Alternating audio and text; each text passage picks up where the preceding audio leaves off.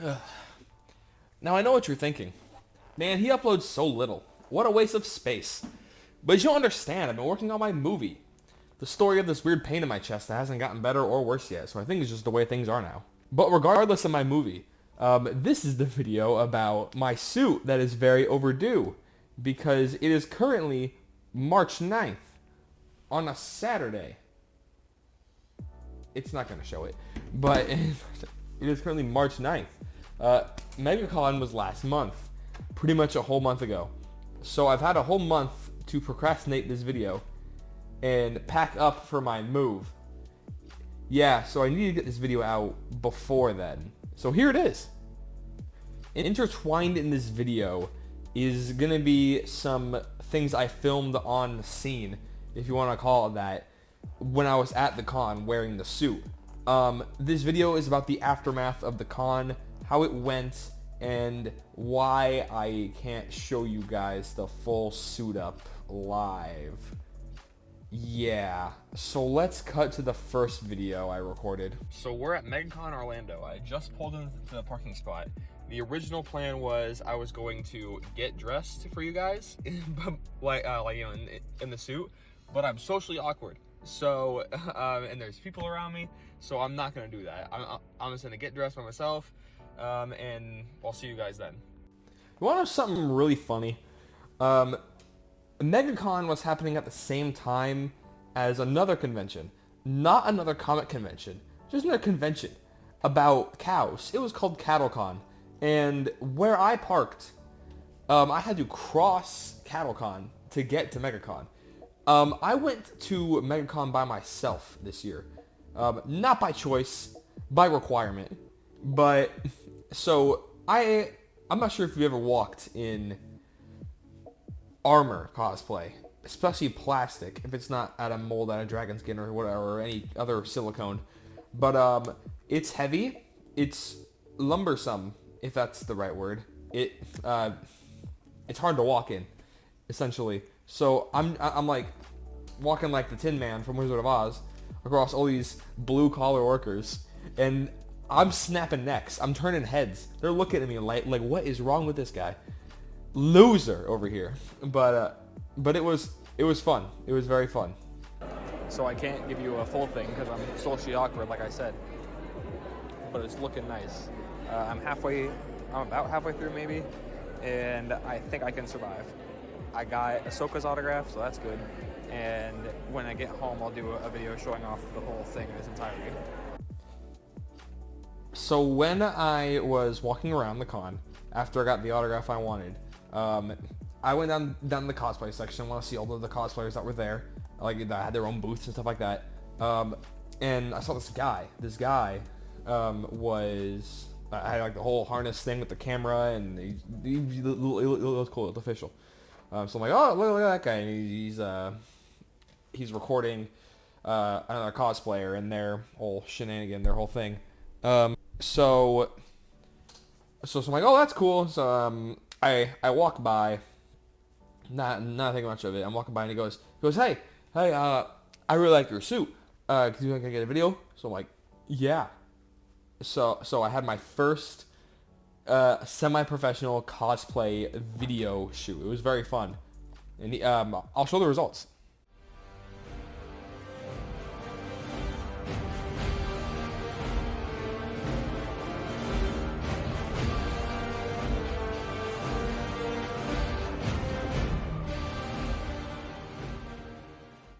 So after that, I kept walking around, having fun, looking at all the stuff. That's when everything started to go wrong.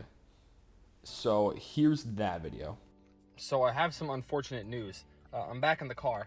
I left the con early because I did not do a good job of designing the suit. So when I designed the suit, I guess, I don't know. It could have been a combination of things. I have to look it up. I have to think about it later.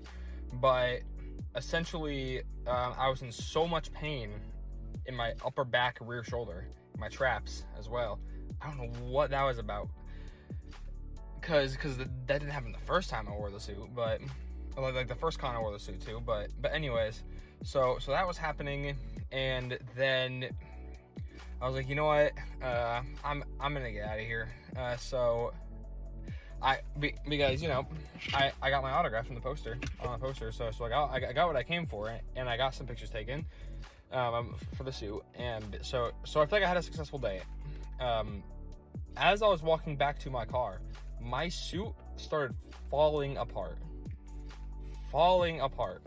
So I obviously can't show you guys now because it's all packed away in the trunk back there, but I will show you when I get home.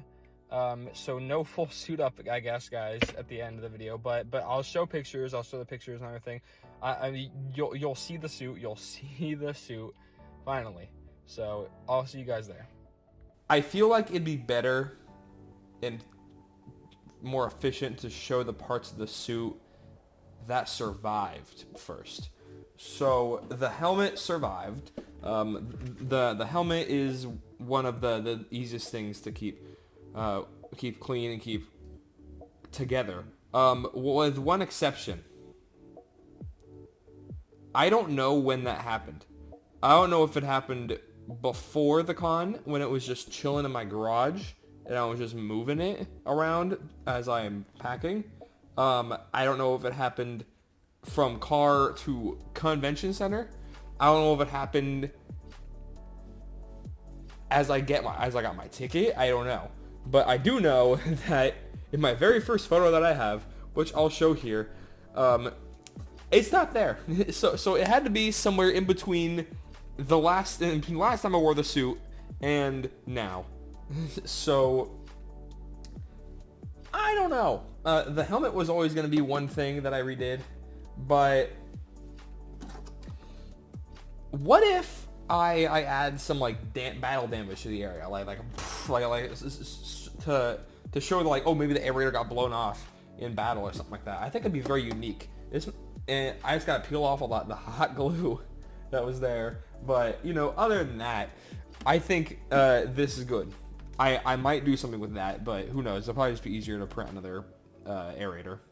Remember in my K1 review when I said I was reprinting some parts on the K1 out of ABS to show, just to have a better quality product at the end?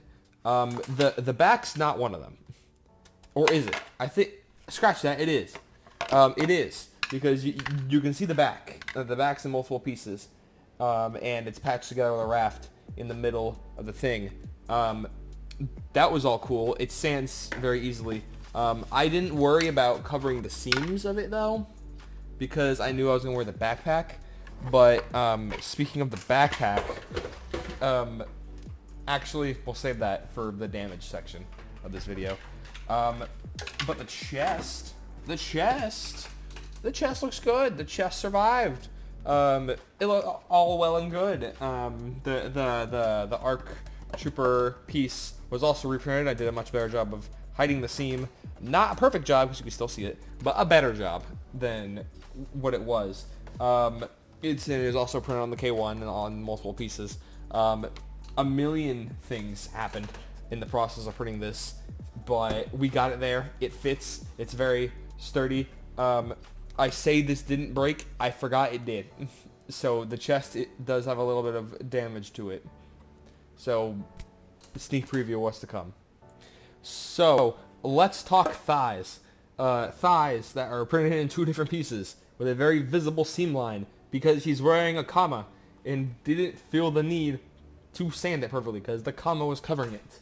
And I stand by that. But these were also reprinted on the K1. I now have an Elgu Neptune 3. So when I go about printing the third version of the suit, I will be reprinting these thighs. Reprinting the thighs. And in one piece, because they can fit in one piece on the Neptune. So that's good. But anyways, we're here to talk about what's not damaged. So typically when you're wearing armored cosplay, your thighs are going to take what's going to take the most of the damage, because when you're walking and they're going to just slide and touch, and as you're walking, just naturally your thighs are going to come together. They didn't lose any paint. The paint job's different than what I showed in the video. I'm not sure if you ever saw it, but it's different because I didn't want to do the whole stripes thing. I wanted to do something more sporadic, something like a little bit of a fade look. But this is what it looks like. That's not important. What's important is that it didn't wear off. The paint. I put on a Duplicolor 1K matte clear coat. I don't have a killer thigh gap. My thighs were rubbing and they were chafing and all that good stuff, but that paint didn't bleed off. I do not have to repaint these thighs because I don't think I'll be able to have new thighs for next year. Well, let's talk forearms. The forearms are still the original forearms from the build series. Hey, look at that. Something that survived the K1 experiment. But anyways, because of these being the original pieces, it still has the original clear coat on it. The flexible clear coat. Because they didn't have the Duplicolor 1K when I needed it. So they still look like this. And wow, that's upsetting. So when I go about redoing these, I can print these on the K1 now I'm thinking about it, in one piece, like that. And it would look so much better. Because the print quality out of it is so much better than my old CR10 V3 that came out 4 years ago. And when you think about it, that's not a long time ago. So why is the print quality so bad on it? But anyways, I don't have it anymore. So these survived. These are pretty much going to survive everything. They're not really bunching up that much. The only thing they're doing is rubbing against my body, which is why the clear coat keeps chipping off of it. But I'm not worried. These classify as a survivor. Speaking of things that survived the original build series, the calves. The calves had no intention of surviving the original build series because they're bad. But you don't think about that when you're trying to reprint them. These I'm labeling as a survivor because they stayed in one piece. Mostly. Here's why I had to use these instead of the new calves that I printed. I did this with the elastic strap out of necessity because I couldn't get any glue to stick to it. So I was like, oh, whatever, I'll strap in the friction will fit it. I didn't think about how good of an idea that was because now when I'm putting these on, the back will stretch out so my foot can slide through even better. On the new calves, I glued these on, so there is no chance of me getting my foot through. So when I tried to get my foot through, the whole thing snapped in half. The calves split in half because they were in two pieces. The back half went with one half, and then the front half went with the other half. So I used the originals. I used the original calves, and they held up. They did a good job.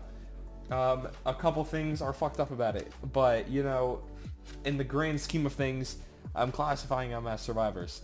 The biceps and the shoulders are one piece, connected by elastic band. So I'm classifying them as one section. They both survived. Nothing broke, nothing chipped off. These are new, question mark? No, they're not new. I can tell they're not new because they're printed out of blue. I did not print the new pieces blue. But anyways, yeah, they survived. The only thing I did since the build series with this is I sanded them all down back to their Bondo and filler primer area. Sanded them back down, got them even smoother than they were before, and gave them a whole repaint with the white and the yellow and the weathering, and I think that was the right call. Because on top of that, they got the 1K clear coat, and nothing chipped off on any side. No matter the fact that they were rubbing against my lats the entire time. So that's honestly pretty insane. There's nothing covering it besides the clear coat. And yeah, sure, a little bit of the weathering got washed off, but who's who's looking at my biceps? Who's looking at my biceps covered in plastic? No one's looking at my biceps when they're not covered in plastic, let alone when they're covered in plastic. I don't know if I have any other clone cosplayers in the audience, but if I do, can you give me ideas on what to do with the abs? Because the abs, they're two pieces connected by elastic bands and Velcro. That's not the problem. The problem is that when I wear them, the back half will stay where it needs to be, but the top half will rise and go into my lower chest area, and the actual chest piece will start blocking off to where only like the bottom half will stay visible. So I don't know what to do about that, but because of that, the weathering started chipping away, but I wasn't worried because it was being covered by the chest piece. The back half is original and the front half is new. I tried to use some ABS slurry to fill in the seams on the back for some reason. I can't say they worked, but I also can't say they didn't work. But the seams on the front are pretty much invisible, and that's kind of what matters. So that pretty much concludes everything that survived for the most part. Like my elbow pads, my knees, they survived. But let's get into the big things that did not survive. We'll start with the backpack, because I kind of teased that before. Who doesn't love a good backpack? I love good backpacks. I love backpacks when they work. I love backpacks when I don't make them. Because when I make them, I take shortcuts. And when I take shortcuts, things happen. And when things happen, I can't wear them anymore. So you're noticing a D-ring is gone. Because I wore the suit to a Halloween party before I went to Megacon. And at some point, the screws that were holding this D-ring on, they came off. So I'm in the process of moving, like I said before. The screws I used for this backpack are packed in some box. I don't know which one. So I'm like, I don't have time to be sorting through boxes to find a thing of white screws. So I'm going to use E6000 and just glue it back on. That'll be good. That'll work. E6000 is the strongest glue in the world, isn't it? Yeah, it is. But you don't think about what's under the glue, which is paint and filler primer and Bondo. And that's not that strong when it's trying to stick to itself. So when I try to put the suit on by myself and put the backpack on, I tugged a little too hard on this and it came off as I was trying to put it on. And the glue didn't break. The Bondo that was attached to the paint broke off and separated. So what I need to do at some point is screw it back on and probably use some glue as like a reinforcement for it. And if anything, I'll probably unscrew the rest of these as well and put that reinforcement on to all of them. So remember when I said that I reprinted the chest on the K1 out of ABS? I did. And remember how I said I was having problems with it? That's because I was. And I found out the reason for that was because I had a faulty extruder on the K1. So I replaced the extruder and it worked fine. I made this chest when I had the faulty extruder. So there's a lot of under extrusion. I'm not sure if you can see it because it's black. But yeah, you can kind of see it. You can kind of see it. A lot of under extrusion that I tried patching up. And for the most part, it worked. And you couldn't see much anyways. And plus, this ARC Trooper thing was going to be on it. So I thought it'd be fine. I guess the under extrusion was a little bit on the top here as well. And so just the course of just wearing it throughout the day and the weight being put on it, it started to separate and delaminate. But what's funny is, I don't know if it's the Bondo, if it's a bunch of filler I put on it. It's sticking pretty good. Easy fix. The only, well, you know, no, easy fix, because I have a pauldron that I wear over this, which covers this whole area. So all I really have to do is just solder this area back together, and maybe add a little bit of glue, maybe use another small piece of raft material and just add a little bit of patchwork. Easy fix. I know I just classified the calves as a survivor, but I mean that on a technicality, because if I could, I would just take these apart and paint them again. Because if I could, I'd just replace them, which is what I'm gonna do. But yeah, this you can't really see it unless you're looking, but you can see where a piece of it broke off, and now it's just kind of there and just all that nonsense. And a lot of the paint chipped off on this back, so you see a lot of the Bondo that's peeking through. Also, you can still see a lot of that Bondo came off on the inside, but since it's on the inside, no one's seeing it, so you know. But definitely need to replace these calves at some point, because they also just really small. Now, this is the second biggest fail I had, and was kind of the main contributor to leaving the con. You know when you're walking around in cosplay and you hear a sound that strikes fear into your heart? That happened, and I learned. The way that the groin and the butt plate attach to each other is with these snap buttons, right? So they one end, and you press them together, and they snap together. So now they're attached, they're held up. I used hot glue to attach these other sides to the groin, and that's all well and good, but then I guess one just didn't have enough glue on it, and it came off. It came off here and stuck to here, and it happened as I was walking around, and I just felt my butt plate get lower, and I was like, I should leave. I should really leave. So I left. So I skipped a part of the build series because I knew I could just break it down in this video. But now it is the biggest failure I have on the suit, and I gotta redo the entire thing. I gotta re-engineer it. I gotta reprint it. I gotta figure out a better way to print it and finish it and wear it. It's the pauldron, like I said before. I could drop $200 and get Galactic Armory's official leather pauldron. It'd be a lot lighter, and it'd be more durable, and I wouldn't have to worry about it. And I would like to do that, but let me show you.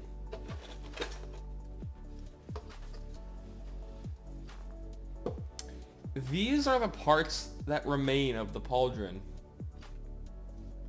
And the only reason there's not a fifth part here is because this piece is being hung together by the Velcro. So that's cool. We need to figure out what happened here. So as you'll see in the pictures, the way the pauldron sits on my shoulders. The front piece Velcros to my chest, and then it goes around back and just kind of hangs there, and makes the backpack look actually a lot more natural. So I needed to figure out a way to be able to like reach up and have the pauldron bend. I decided to not care about that because that's a lot of work and a lot of engineering, and I am poor, so I don't have the time or the money to be experimenting with stuff like that and reprinting and printing and reattaching and gluing and all that stuff. So I just made them stagnant. That was actually a pretty decent decision because I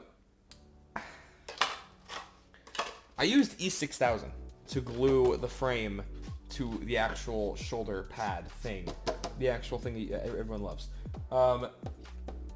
E6000 is mildly flexible, and these frame attachment points, they're very thin. So, and I printed everything I think at like 5% infill. I had like three walls. So it was flexible enough to where like if I had to reach up something, the whole thing would kind of shift and move, and I'd be able to grab it. So it all worked out. But the problem became when they were too thin and printed at 5% infill. So the points just kind of snapped off, and now I'm here with 4 pieces of a pauldron because I wanted to save filament and weight and print it at 5% infill. And so now I'm faced with the thing. Also, I printed these standing up, and the frame was going. It would stand up and it would go out like that, and then it would cut off there. I used supports and print all that. So I printed it the way that the layers go this way, right? And that's, I don't know if that's the best way to print it, because if I print it like this, the layers are going to stack like this, which is typically worse. But a lot of the force that this is going to be put through is going down, like this. So if the layers are going this way, like they're going this way, they're more likely to pull apart this way, not like this. So theoretically, that would make the print stronger itself, and along with adding more infill. But I think that might be the way to go. We'll have to try if I decide to say fuck it and get the leather one from Galactic Armory. I'd have to repaint it, but you know, who cares? I have to repaint the whole suit anyways. I forgot to mention something. The groin and the belt. The belt gives me a million and one problems, but I figured out a way to keep it where it needs to be. The groin will just stay in place through the friction and the shape of my body. So I knew the belt needs to be above the groin, and there can't be much, if any, space showing. So there's Velcro on the back of this, and the belt has a little tab with Velcro on it. It's made of EVA foam. So when I put the belt on, I just attach the Velcro, and it's super strong. I attach the Velcro to the belt, and now the belt stays where it needs to be. And this is heavy when there's a gun in it. So I'm probably just gonna print a second one so it can even out the weight, and it's not constantly leaning me to this side, you know? So yeah, this is gonna kind of like wrap up the series. Like I said, I intend to reprint some things, just get it all smooth and, you know, better scaling and all that stuff. But for other than those little updates that are gonna be every so often, this is pretty much it. Pictures everywhere. I don't know what else to say. My next suit is not gonna be anytime soon. I need to get this suit properly situated to where I can enjoy it and not have my traps hurting after a couple hours of wearing it. So, but I do know my next suit is gonna be one of two things. It's gonna be either a Mandalorian or it's gonna be a Helldiver. But that depends on how popular Helldivers 2 is in a couple years, which probably won't be very popular. But oh my goodness. But yeah, it's gonna be one of those two things, and it'll have its own build series and all that stuff. But yeah, this will be the last video on the channel for a while, as per usual. But this time it's because we're moving, so I need to get all that set up. I need to figure out how I'm gonna continue this prop making journey in the new place. So that's gonna be it. I had some videos in the process of being made, like in between Megacon and now, but I had a lot happen. I think I have one video that I filmed and it's completely done. I was gonna upload it later because it's not Enoch, which was the winner of the poll. It's also not Blue Beetle. It's another one. It's a Wolverine cow. I'll edit and upload it. Just know Enoch isn't coming in. I've had some problems with Enoch. But yeah, this is kind of where it's gonna be, and I'll see you guys when I get back.